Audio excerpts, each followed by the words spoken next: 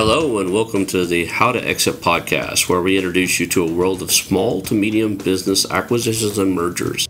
We interview business owners, industry leaders, authors, mentors, and other influencers with the sole intent to share with you what it looks like to buy or sell a business. Let's get rolling.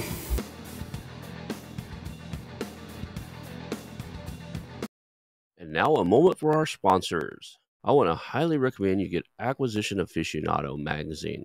Every month, Acquisition Aficionado magazine brings you tactics for business buying and selling you won't find anywhere else. Learn firsthand from industry leaders who share their success stories, featuring in-depth interviews and stories from leading figures in the business acquisition industry.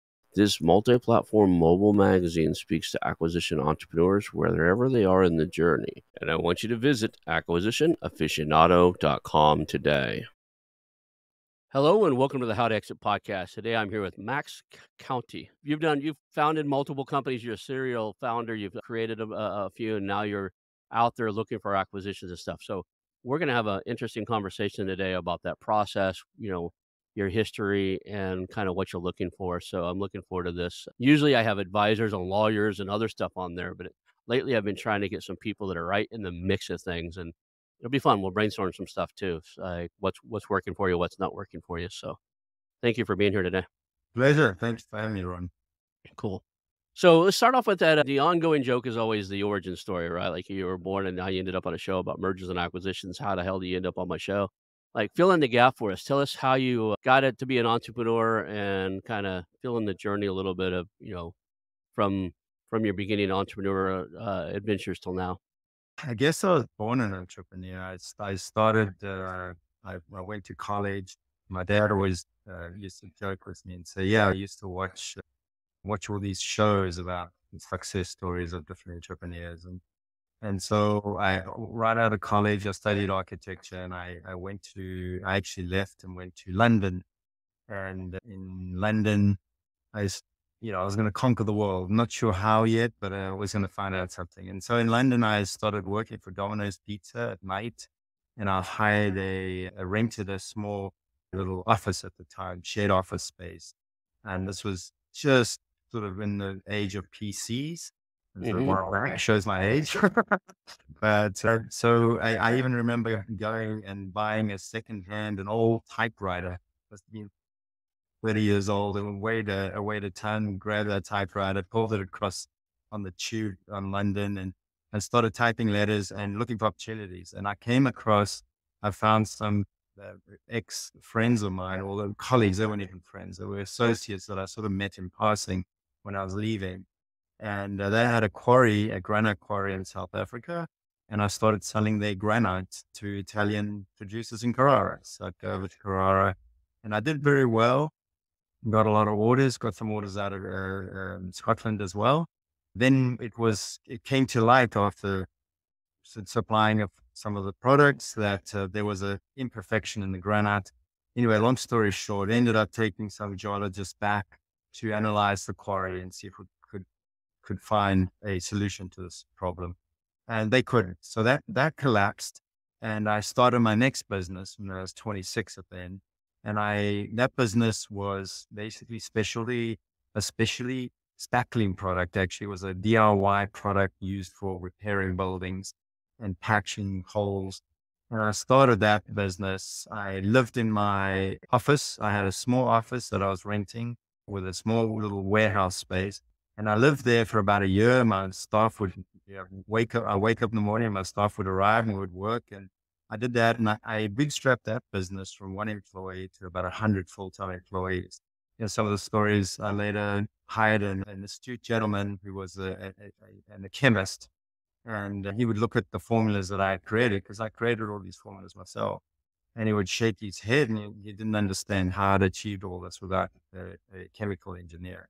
And it really was trial and error. And I think if I can say anything about entrepreneurship, it's trial and error, right? You try something, it works, you continue to do it. Doesn't work, you fail, you try again. And you just carry on doing that cycle until you get some sort of satisfaction and results. And then later on, while I had that business, I started another business in health and wellness. We were one of the first certified USDA organic products in the US, supplements. One of the first the USDA certified skincare products on the market. And took a few years, a couple of years to develop that, worked very closely with the certifying agencies, and then grew that and was busy growing it. This was in the internet age. I actually was writing a ton of content, was doing all white hat SEO techniques, search engine optimization techniques to make sure we were featuring right at the top of the search engines and doing very well and had exceptional growth. And actually was number one, two, three, four. The first 10 top results, we were on the first page of keywords like natural vitamin, organic skincare, or natural, organic, natural skincare. And then I think Google didn't like what we were doing, although it was all white hat techniques, and they essentially blacklisted us. And so we had to find alternatives. So once again, had a failure, and then had to find alternatives to try and grow and continue growing. Then I went through a divorce and I ended up selling all my businesses. And now I'm back in it. I'm looking for opportunities, and I've teamed up with Novastone Capital. We're a family office out of Zurich, Switzerland, and they're supporting me on my search.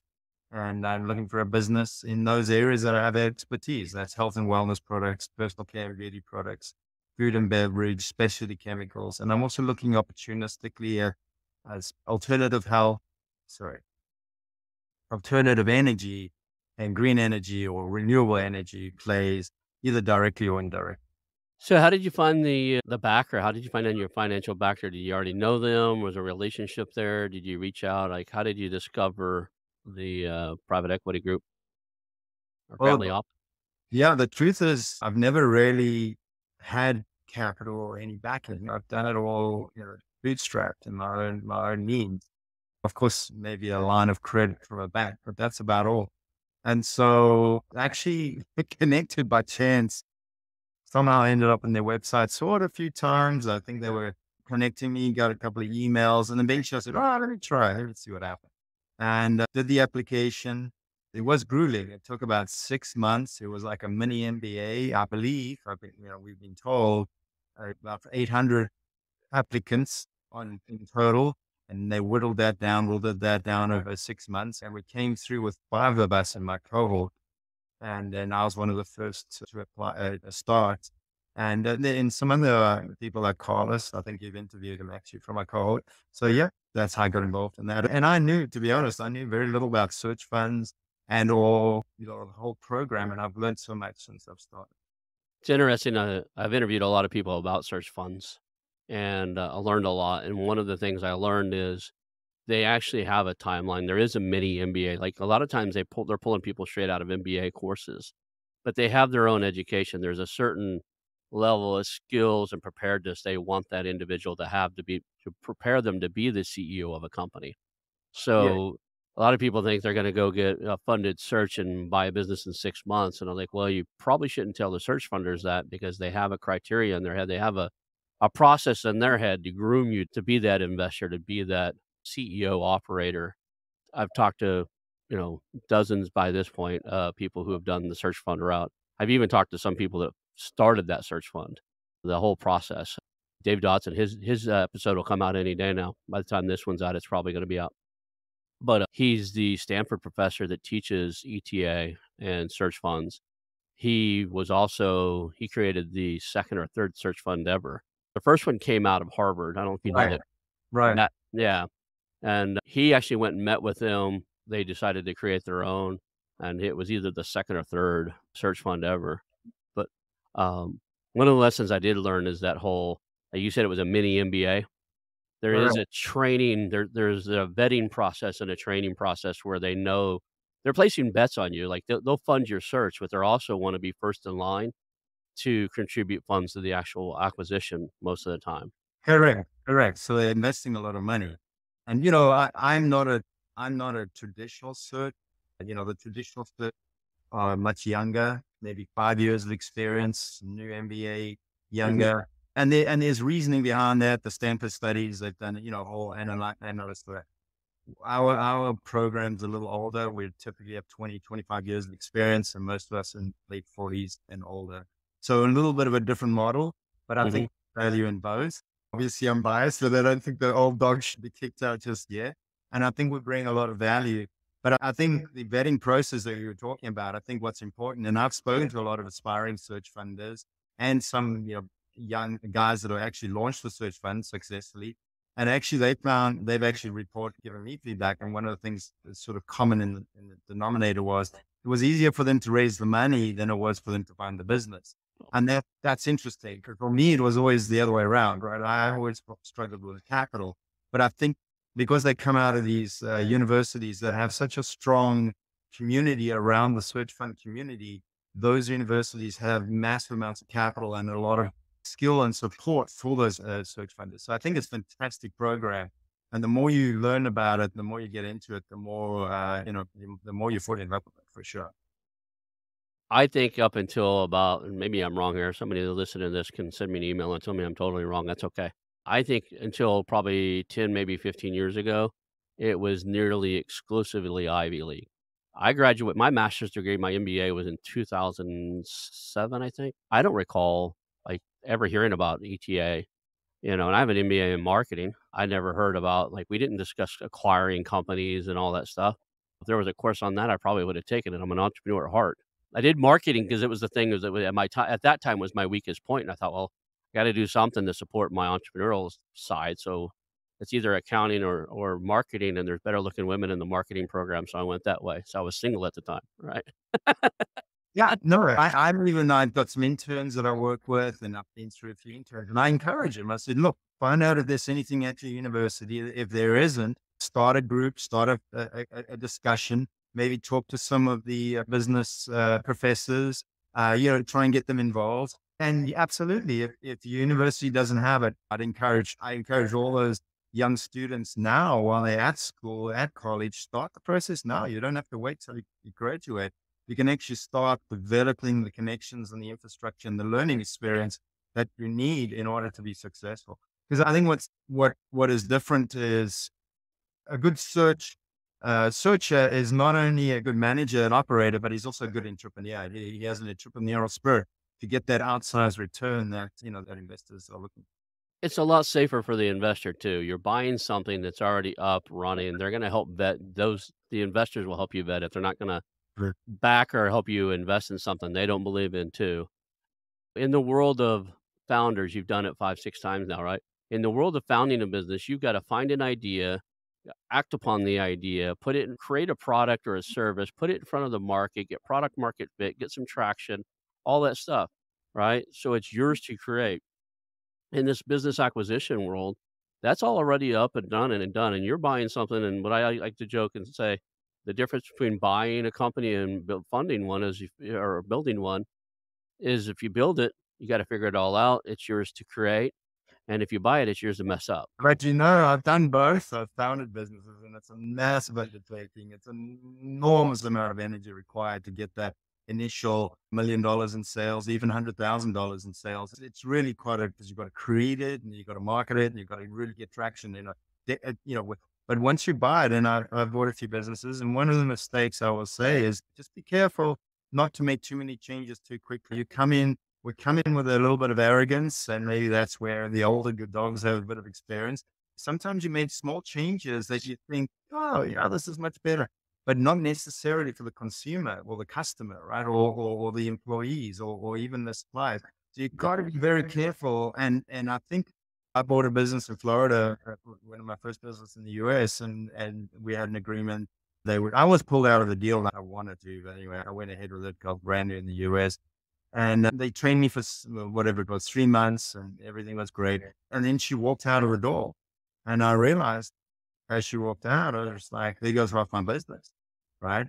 And the reason was that she had the relationship with some of those customers, the key customers, for years, and that relationship hadn't transferred yet. And so it's very important. It's subtle things like that that are so important to transfer. And so I think I know I'm rambling a little bit, but I go back to Warren Buffett as an example. When Warren Buffett buys a business, he tells the existing staff and management, carry on doing what you've been doing for the past 10 years, for the next 10 years, and I'll see you later. So there's validity and there's a good reason to continue doing what was being done because it Right. obviously was proving and making money. And it's one thing to improve on it, but one has to be very careful not to destroy it. It's quite easily done. I'm a huge fan of the 3 questions, and sometimes 4. I told you before the podcast, Yeah, and we'll ask well some done. of those about some of the projects you've worked on, but I think the same thing goes when you acquire a company. I haven't bought anything this big yet, so, my goal is buy something eventually that has 30, 40 employees, sit down with them and run through the same questions. What are we doing really well? Like, just have them dump everything they think that the company's doing really well. It's like, "Cool, what can we do better?" So my 4 questions are always, "What are we doing really well? What can we do better? And what are we totally missing? What does our customer need that we just don't do?" And then the 4th one is occasionally you need to ask, "What are we totally doing that's a waste of time and money?" Right? What are we doing right now that just isn't working? We just That's pretty much the agenda of almost every call and meeting. Sometimes what you're doing well is not always self-evident. Sometimes it might be customer service. It might be the way you approach it. It might be just that, service that you give that you don't realize. So it's very, it's an absolutely amazing question. I love the full question. And then I plan on, like, even with this podcast and with the newsletters I run and everything like that, we're gearing up right now to do that with some of the listeners, get 8 or 10 of them on the call, like a Zoom call, and that's the agenda. What are we doing well? Right. What can we do better? What are we totally missing? What do you guys need to move your game forward, Right. right, that we're not talking about and we're not giving you that information because we're here to serve. So I think if you did that when you acquire a company too, is go to the customers and go, "What are we doing really well?" Absolutely. You know? Customers will tell you what they need, right? Yeah. Hey, you know what? It would be nice if I, instead of having two of the companies, you did both these services or both these Yeah. products, then I wouldn't have to have two suppliers. And some simple things like that. You Yeah. can, you know, Absolutely, when you say, "What are we missing?" a lot of times I'll tell you, like, "Hey, I'm using 3 suppliers to build my product." Well, you make gear number 1, but you don't make anything bigger than X, Y, and Z. I need one that's almost twice that size. I get it from this other company. If you guys made that at the quality you make the other one, we'd go with you in a heartbeat, right? right. You're missing business by not asking your customers. And then, that's the what are we totally missing? That's the 3rd question in that series is like, what can we improve upon? Like, you don't answer our calls or whatever it is, like customer service or whatever. That 4th one is for my employees, a lot of times it's like, what are we just totally missing? Right? I mean, what are we doing that's wasting money and time? So let's go to I think one of the things you did in your first business, you're talking about the granite. You had a problem.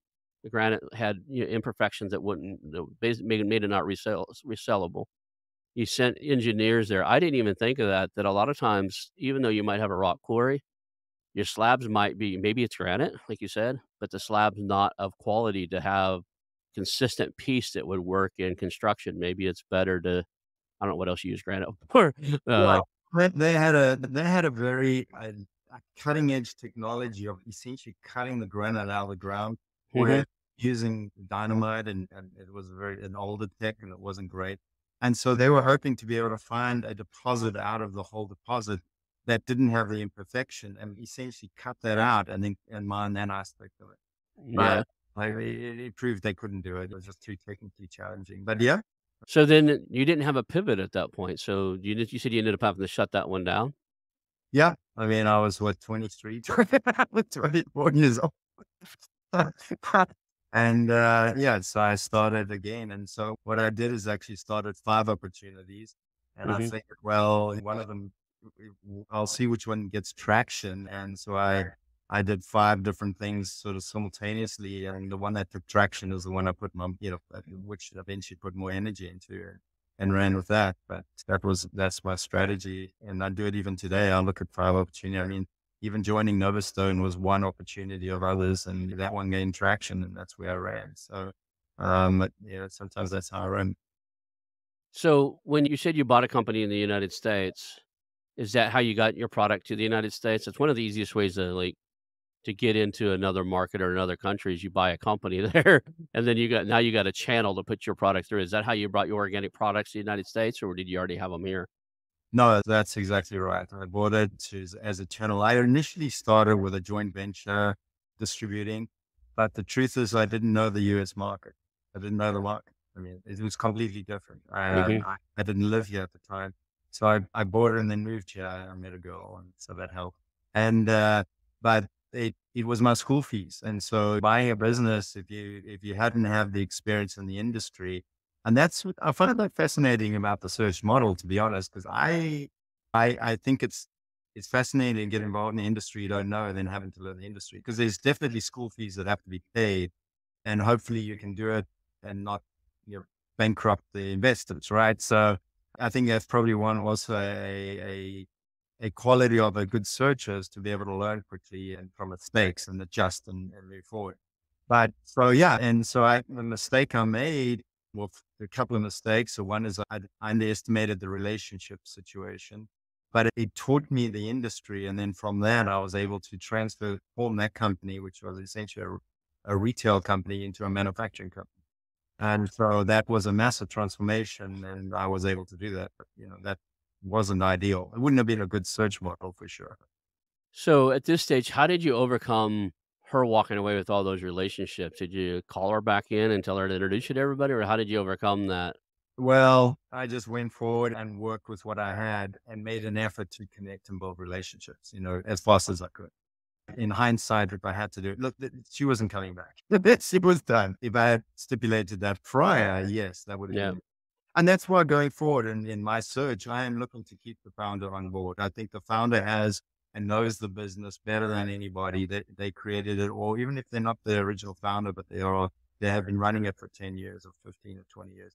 They're going to know the business, and it takes time to transfer that. And it's relationships with customers, suppliers, and employees, of course. But it's also knowledge and a deep understanding of the industry if you're not an industry expert yourself. So I think that's very, very important, is to keep that on board, keep those founders somehow involved, all those sellers, and just, have an access point, even if it's a sounding board. I think one of the lessons, one of my big takeaways of things I haven't done well in the past is I didn't have everything. I was an individual. I was self-created, self-funded. And I had my staff around me and my employees around me, my team around me, but I didn't have experienced entrepreneurs to be able to give me feedback and say, hey, no, maybe do it this way, that way, that way. And so I think keeping that founder on board, even as a sounding board, is say, hey, I'd like to do this. And he's like, no, that's a stupid idea. And he'll give you reasons why. It might sound critical, but if you can't overcome the founder skepticism, and they at least will fine tune you to know, okay, these are the issues, these are the problems, then you overcome those to move forward in our strategy. It's interesting. One of the businesses you had kind of piqued my interest. I grew up a painter's son, so Oh, right. I've probably used more spackling than most people on the planet, right? From the time I was about I worked for him, my father. Him and I, we worked together. Oh, I was probably old enough to crawl up a ladder, probably 12 or 13. But, the spackling business, you said you created that? Was it like you took gypsum or whatever they call that and made the paste itself? Or what did you actually formulated one or you bought something and resold it? No, I formulated it, and I formulated a lot of products, but the interesting, I've left a little bit out of the story because, of course, of time. But interesting, you tell me that about your father. So my dad was in the industry, and he had a retail shop, Mhm. and I said, hey, I've had this idea. I actually got the idea in Europe. Ironically, I was running around Europe, Yeah. and hey, I want to do this and this and this, and he's like, yeah, okay. It was very dubious, and so he kind of help finance the initial 50,000 or whatever to get off the ground. And we actually had two separate companies. He did mostly paints, and I did all the sundry products, waterproofing compounds. We did epoxies. We even did lubricants. We even did artistic paints at some point. We did a wide range, about 100 different products. And I would supply him, and we kind of were, not to my, but we kind of were competing with each other, to be honest. But he was in a different market. When I was big enough and I was manufacturing, we had massive machines and everything. And he actually went and got into trouble, and I actually came and bought him out and merged him with me. So we eventually ended up merging together and working together. And he did his side of the business. I had to leave him alone. I couldn't tell him what to do. Yeah, I can give him guidance, but basically, I ran the other side. But together, of course, we were strong. So you grew up around a painting store, and my father not one I told you half the story. He was a painter, remodeler. I did that. That was his side gig. What? So he actually worked for a company called Anchor Paint, and we manufactured paint there. Oh, So for wow. 44 or 46 years, he worked at a paint manufacturing company and I would work there on the like when by the time I was old enough to be there, right? I worked there in the summers, and then from the time I graduated high school until I joined the military, I'd work there during the winter for sure. Most of the time, even during the summer, I'd put in hours over there. And talking about solvent-based products, so one of the things was, and I've done it in my organic business, was to find new products and new technology that are cleaner and greener. and better and healthier. And so we developed a lot of, at the time, water-based, a lot of the technology came out of the US, but we developed and worked with, and we were one of the first to market with some water-based enamels and water-based epoxies and things like that, to get away from that solvent-based product. So interesting. Very. Yeah.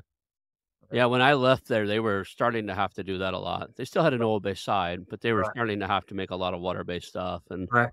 and water-based enamels and that type of stuff. I've often thought about reaching out because now they're on the 3rd or 4th generation. I often thought about reaching out to them and saying, "Hey, would you like to sell your company?" Because I think it'd be cool to buy the company my father worked at for close Right. to a year. Right. There we But, go. then the other side of me says, "Yeah, that place has been there for 52 years now or something like it was, like, only open for a few years before my maybe 60 something years now because my dad's been gone for 15. But, it was only open a few years before he went to work there. He worked there the whole time that place was open. It's been on the same site and same facility before EPA standards came in place. Let's talk about, what you're looking for now. Like, you've had a really cool wide variety, everything from granite to we both had that chemical paint thing to you moved from something that's probably pretty harsh, chemical and pigments and paint to organic, and now you find yourself out there, you're looking for your next acquisition. Let's talk about the search criteria. You mentioned it earlier, but revamp that real quick, and then we're gonna dive a little bit deeper into it. So basically looking for a business, 2 million EBITDA to around 6 million EBITDA, enterprise value of about 15 to 50 million. And so part of my thesis, investment thesis, is onshoring and nearshoring. I believe with new technologies, both with AI and robotics, that more and more technology can be applied to our manufacturing facilities here in the US and become competitive. I think also COVID showed, I looked at some businesses during COVID, their competition, which was coming, most of the stuff was coming out of the Far East. Container rates went from $2,000 a container to $22,000 a container. And lead times went from 3 months to 6 months, if you could even get it. And then the other business I looked at, they had nearshoring, which wasn't in the US, but very close, 3 hour flight next day. So, Yeah. they place the order today, they get it tomorrow, essentially. So my whole focus is nearshoring and onshoring and essentially manufacturing. And I'm quite open. I have my sort of niche, but I'm really looking for a business I can just look at and get very passionate about. And I have a wide background in it, in experience in manufacturing. So it might not be that I know it exactly, but I think I'll have sufficient background in order to learn and grow. So there's where we verge. You want manufacturing and you want products. I don't believe in that I want to mess with what I call SIB, but businesses, right? I'll be nice and call it stuff. So stuff in a box. So any business where I have to make stuff, put stuff in a box, put the box of stuff on the shelf, ship the box somewhere, maybe even to a warehouse, and then ship it to the end party. That whole logistics of storage, inventory, all that just doesn't appeal to me. Mainly because I watched what happened during COVID and and I've had a small business in that realm where you get the product shipped back to you. It's constant logistics. There is a play inside of it. I get it. There's people in the world that want to do it. That's awesome. It's not my thing. There's where we verge, right? We both had paint related careers. We're both entrepreneurs. You want to be in the manufacturing space and create stuff that goes in boxes and gets shipped out. I don't want anything to do with anything that has to be put in a box. Well, I don't necessarily, I mean, it'll be in a box, quite right, but it doesn't have to be consumer facing. Ideally, I'm looking business to business. So Okay. raw materials, uh, so anything business to business is my primary focus. So I know some people that have done things like there's a company in Tulsa that it's gone now. I don't know what they're up to now, but they tried recycling. So it was called upcycled plastics, and they would regrind and wash certain plastic and then sell it. And the problem with that, theirs was anyway, is the market was kind of up and down. So the price of the regrind eventually got to a point where it wasn't worth them the time, the energy, and the labor it took to Right. get it to a sellable product. They couldn't produce it and still cut a profits for what I understand. But, there's gotta be, like, a lot of stuff that meets the criteria of being a manufacturer and being in that green space, right? They're Correct. Or with an opportunity to get into it, right? So maybe, yeah, maybe it's not in there right now, but there's a trend in that direction, new products, new techniques. Talking about painting, we both have painting backgrounds. I was reading about a company that essentially has a robot to paint buildings, right? And so then, because labor is very, very, very hard to come by nowadays in the US. So there's always a mechanization somewhere.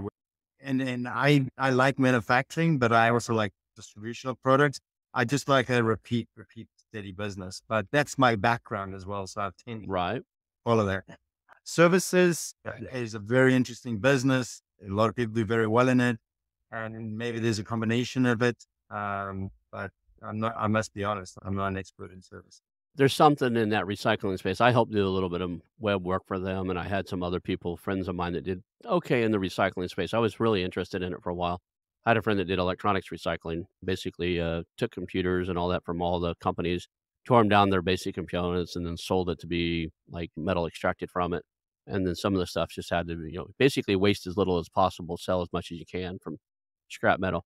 And then the plastic recycling company, the one thing that kept coming across the table, and we got offered tons, like literally, we'll give you as many truckloads of it as you want, was rubber tires because nobody knew what anything they could do with recycling rubber tires. I actually know somebody out of California that has a patent on something using recycling tires and using it in. I won't even say it because I don't want to reveal it. But yeah, it's very, very interesting. And I have actually looked at some businesses that manufacture machinery that is used to recycle equipment and Yeah. plastic and things like that. It's an interesting business. It still seems to be in its infancy, but I think there's a lot of growth potential going forward. Yeah. So there's two different styles of businesses, though. You want to be in a business that's generating revenue, profits, and sustains itself now. And there's businesses out that are trying to change the future, and, I think Elon Musk did really good with Tesla, like, the whole point of Tesla, he's never really concerned if you listen to him, you don't if I was one of his shareholders, I'd be scared snotless. I don't own Tesla stock because if you listen to him talk, he's like, the point of Tesla isn't to make the most money possible. The point of Tesla is to further the use of electric and electrical cars and electrical things that, a lot of the technology, they don't patent any of their technologies, they give them away, right? So any of they've got motors in that thing that are only designed by Tesla. They don't patent stuff. They, their solar roofs and their solar battery pack came from technology engineers. They learned stuff by building the cars and better ways to store energy. None of that stuff patent. All the other car makers and stuff can just look right at their stuff, their designs. They basically open sourced all of it. Yeah, it's an interesting model for sure. Yeah, visionary. I think there's two types. I guess coming back to searches, and I'm no expert on all searches. You probably had more insight on this than myself. But even managers generally, I think there's some managers that are just good operators, and there's some managers that are good operators and visionary. There's some managers that are bad operators and visionaries, but we'll ignore those for now. But I think if you want to operate the business, grow the business organically in its existing sphere. But as far as I'm concerned, when I want to buy a boring business and make it sexy. And by doing that, I want to apply technologies that might be cutting edge. So, you're doing well in what you're supposed to be doing. You're growing organically where you're supposed to be growing. And you're looking for opportunities, joint ventures and or new technologies, which you can apply to your industry to change the dynamic and become a market leader in your area. And I think if you're able to do that, and it's very difficult to do, but if you're able to do that, I think there's this huge opportunity. So it's almost like having a private equity play with a venture capital mindset as well. So it's sort of Right. I could fine. get that. I could see doing something like there's a lot of industries out there that are very common. They're very toxic as far as the materials and products they have to produce. The one that's coming to my mind, like, was roofing. It's like the people who make asphalt shingles and that stuff. Horrible, horrible, like, thing, but in order to last 25, 30 years on the roof, they use chemicals and tar and other stuff on those shingles that eventually gets rinsed off, and that stuff gets into a lot of people don't realize that stuff gets into the groundwater and everything else, right? Now, the trick is, could you buy a roofing company that does roofing and then, like, introduce a green product to it?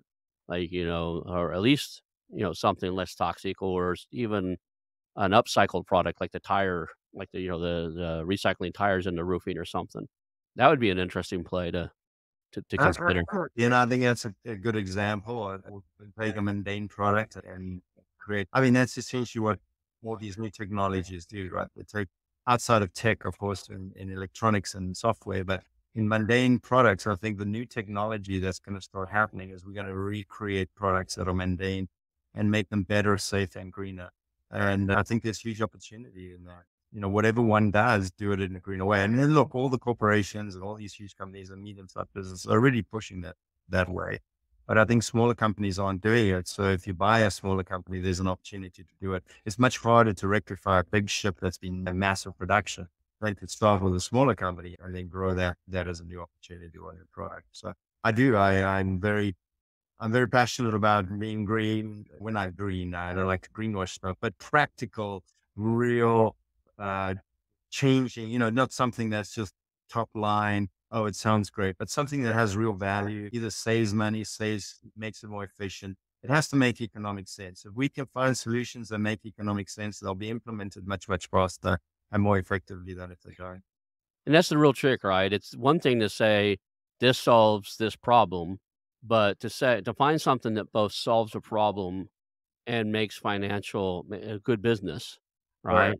It's the whole recycling business. A lot of people don't get how dirty the recycling business is. A lot of times we all put our stuff in these tubs, and then when you see all Right. these exposés where they follow those tubs, and most of those tubs end up at the dump anyway. It's just because a lot of that stuff is inherently hard to recycle.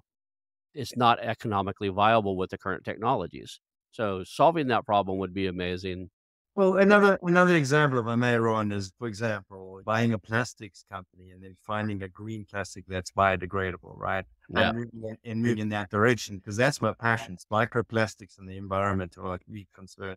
They're getting in everywhere. I was reading some sort of papers on it where, microplastics are now so small and they break down. Plastic doesn't actually break down completely, but the UV breaks it down to these small, small pieces, getting into the fish, it's getting into our food supply, it's getting into our kidneys and livers and all that. So it's essentially a toxicity to the whole planet.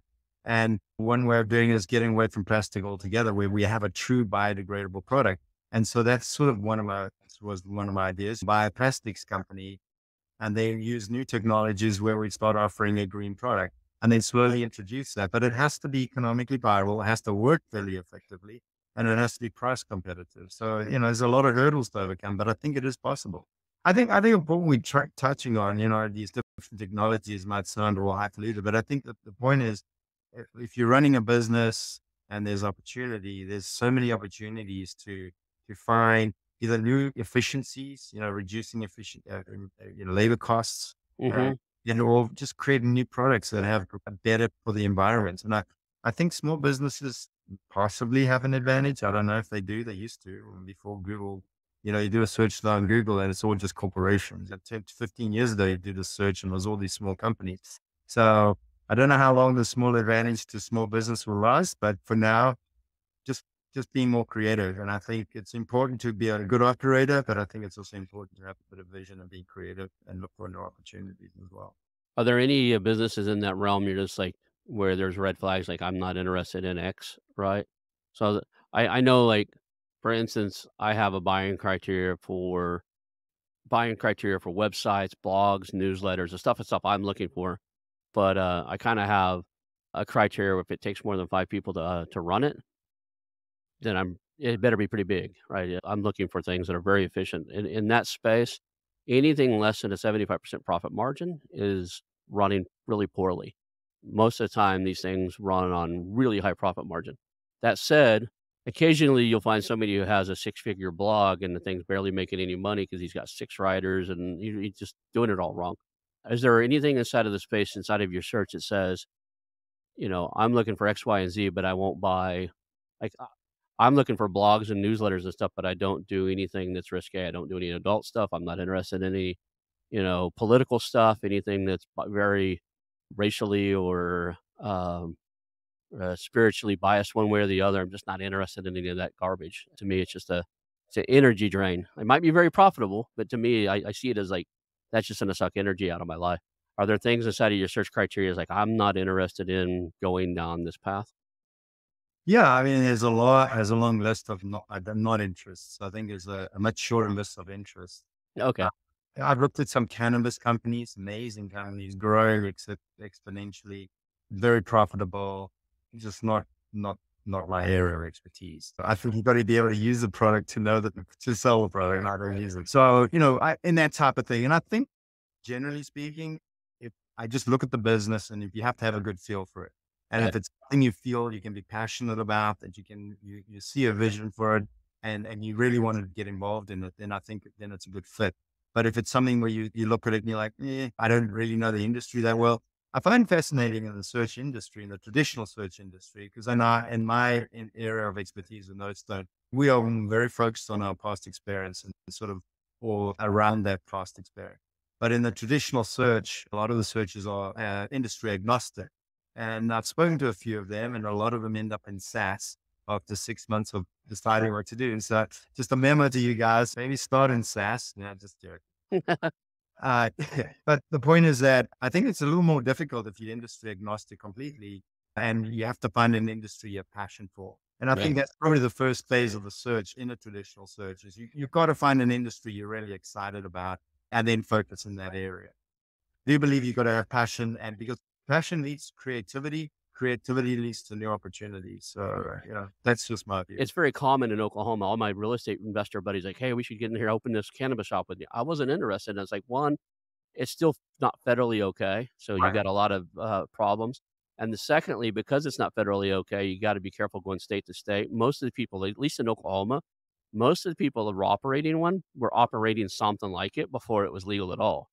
So their mentality is that they still do things they probably shouldn't. I have friends right now that are in trouble because they partnered with somebody else that knew the space, Right. and the person knew in the space was taking stuff in or out of the state, and now they're facing charges. Right. Right? And because they're a partner in it or invested in it or funded it, they face the same charges as the guy that, like, Wow. was own it and broke the law, so they can go to jail. Not interested in that at all, but inside of that space, there's something I would be interested in seeing a lot more happen with, and that's hemp. Hemp paper, hemp concrete, there's a tremendous amount of use for that fiber. We used to many, many years ago, we used it really well. We made clothes out of it, rope out of it, and everything else, and then we fell out of favor in it. I think it's better than trees. I think we could make paper and other products out of it way better. So that might be a play that if you bought like a paper manufacturer or somebody that did cardboard manufacture, whatever, and then you switch the fiber over to something that's green and reproducible, that'd be fun to see happen. That is very interesting. I did look, was a feedstock for something in one of the projects I was working on, and I considered that as well. And I'm not an expert on it, but I believe it grows very quickly too. As you say, I mean, that could be a whole play, as a replacement for trees and foresting. Yeah, yeah. So yeah, that's the kind of natural and new thinking that I think is required, or I'd like to think anyway.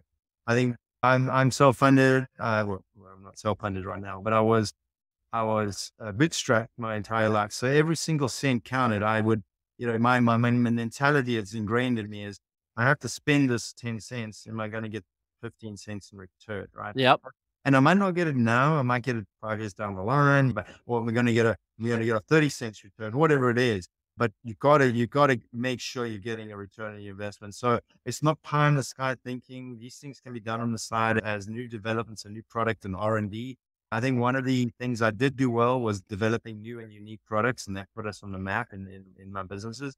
What were some of the areas I didn't do well? There's a long list of those. Yeah. But so I think it's important to be open and be creative and drive it from the top because your R&D department, one thing, but your holes. I mean, that's essentially what Elon Musk does, right? I mean, that's what he does very well. He takes his businesses and he drives the vision of where he wants the future of them to go.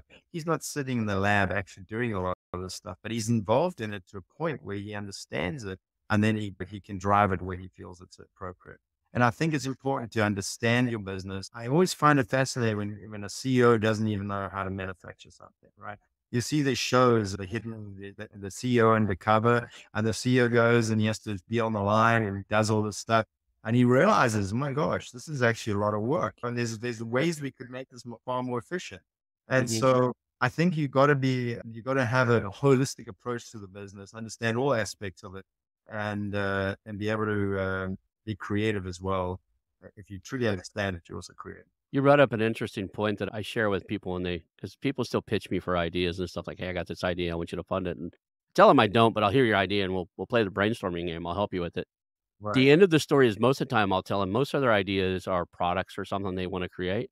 And I usually tell them, go find a company. You said this or kind of in passing in your statement there is go find a company that's already producing something similar. That would be a beneficial product to be in their product line, Right. but it's already up, it's already running, and preferably it's so profitable that it can fund your idea for your new product. Correct. Now you've got a bunch of different things, right? Now you've got a company with existing customers, product market fit, loyalty and rapport with those customers. You introduce something new, your idea, you're buying the company because you know it fits to that customer criteria, and you're going to find out within weeks as opposed to you create a minimal viable product, basically the minimum thing you can get to a customer in front of them and see if they use it and get the feedback. You'll know right away whether or not it was a win or a loss, and then you can expand on it. The same thing you can do if you wanted to add green products and stuff is find a space in it that could use that improvement. Now you come up with your own little product ideas that say, I could improve it doing this. But meanwhile, it's generating revenue and it can afford to pay for your idea lab, your visionary side of it instead of the operator side, right? I agree. I mean, use it as part of your R&D. You know, you should always Yeah. be doing R&D and new development. If it's a product or a service or a software, it doesn't matter. You're R&Ding all the time. And the best feedback to get is from customers. They're going to use it and tell you, no, this is terrible. This could be improved. And then you could improve the product. So yeah, I agree.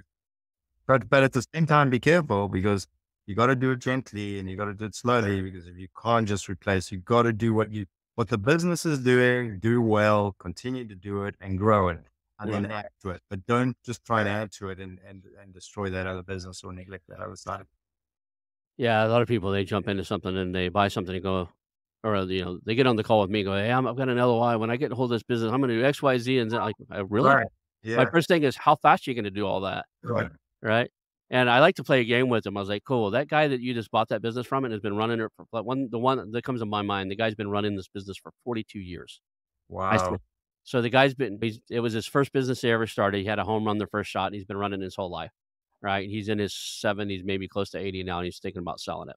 42 years he's been running this business, and you're gonna go in and make all these changes on day 1. What makes you think right out of college more than somebody that's been in that industry, knows that industry, and been running this and making $2 to $3 million a year profit every year for the last 30 something of the 40 something years? Probably tried in those 40 years. He's probably tried half the things you're already going to try now. So he probably could give you feedback and tell you why it didn't work at the time. And sometimes ideas don't work because of timing. You know, maybe it was too early and you got to try it later, or you Yep. got to improve it, or you got to tweak it.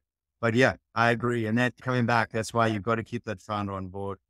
Use them as a sounding board. Use that experience because even as a seasoned entrepreneur such as myself, I think the biggest that anybody can do as a CEO or as a searcher or as running a new business is being arrogant that you think you know better than everybody else. You've got to be very careful.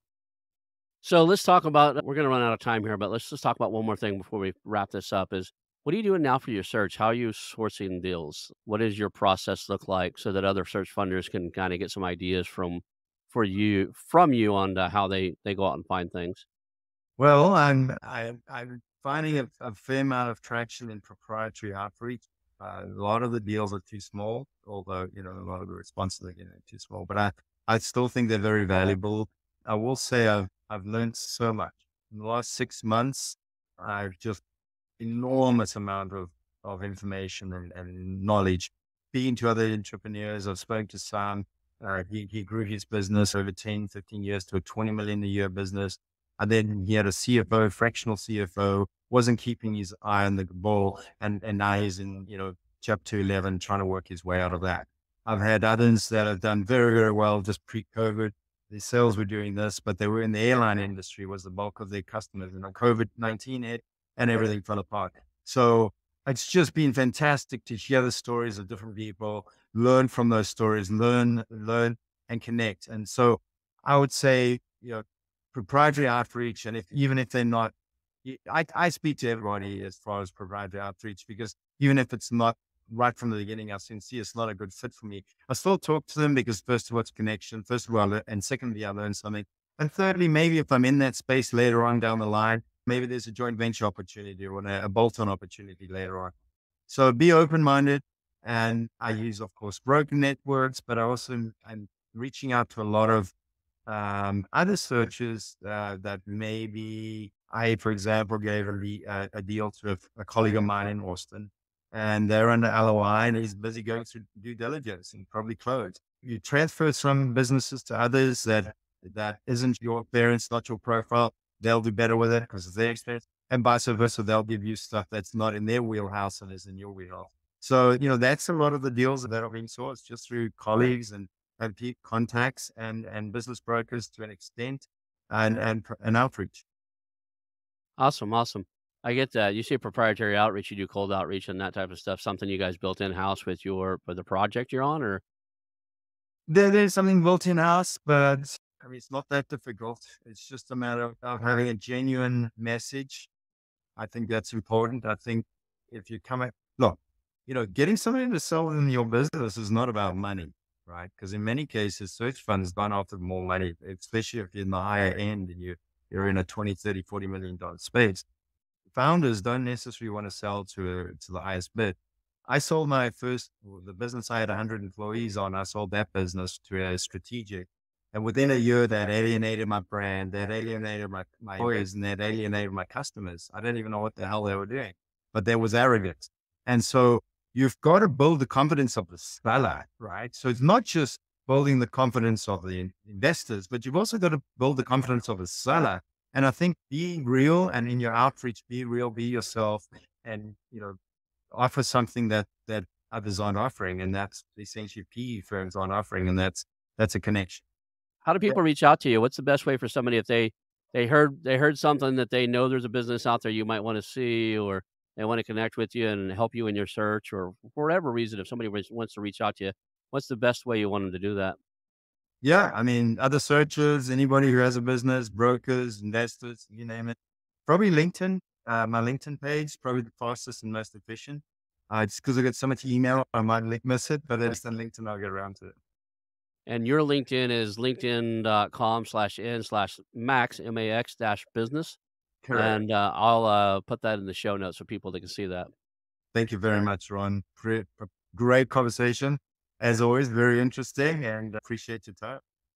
Well, hang out for a few minutes after the show. We'll call that a show. And, thank you very much. Thanks, Ron. I want to announce our new channel partners, the ITX Marketplace.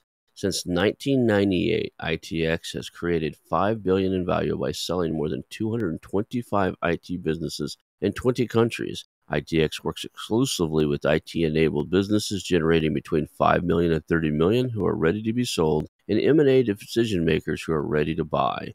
For over 25 years, ITX has developed industry knowledge that helps determine whether a seller is a good fit for their buyers before making the match. ITX Mergers and Acquisition Marketplace we have partnered with has a proprietary database of 50,000 plus global buyers seeking IT service firms, managed service providers, Microsoft service providers, software as a service platforms, and channel partners with Microsoft, Oracle, ServiceNow, and the Salesforce space.